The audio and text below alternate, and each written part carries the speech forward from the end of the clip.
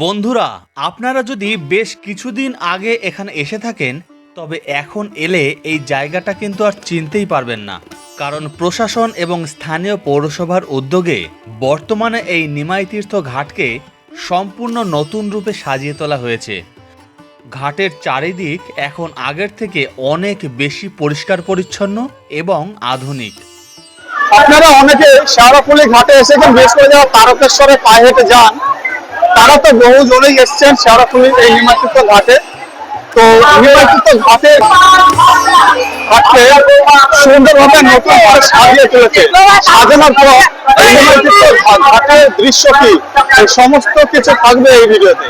সঙ্গে থাকুন, দেখতে থাকুন। আমি সুমন বিশ্বাস এবং আপনারাও দেখছেন টুরিস্টোলজি। বর্তমানে এই তোরণটি অসাধারণ আলোকসজ্জায় সেজে উঠেছে।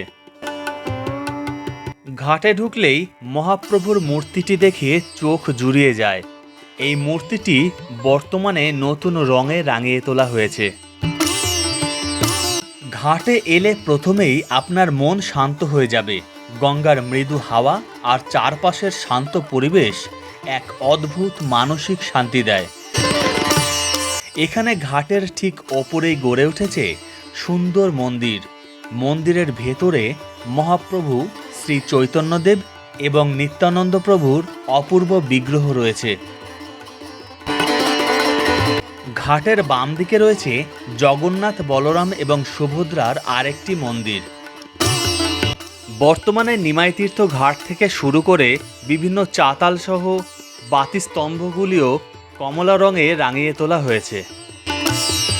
এখানে পুণ্যার্থী এবং পর্যটকদের বসার জন্য সুন্দর কংক্রিটের চাতাল তৈরি করা হয়েছে।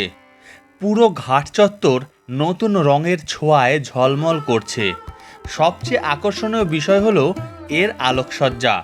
গঙ্গার ধার ঘেঁষে আধুনিক আলো লাগানো হয়েছে, যার ফলে সন্ধে নামলেই পুরো ঘাট এক মায়াবী রূপ নেয়। ঘাটের ঠিক পাশেই রয়েছে গৌড়িয়া মঠের চমৎকার একটি আশ্রম এবং মন্দির প্রাঙ্গণ। ভিডিওটি ভালো লেগে থাকলে অবশ্যই লাইক, কমেন্ট, করবেন এবং শেয়ার করে দেবেন। আর আপনি যদি বেড়াতে ভালোবাসেন আর ভিডিও আবার দেখতে চান তাহলে চ্যানেলটি অবশ্যই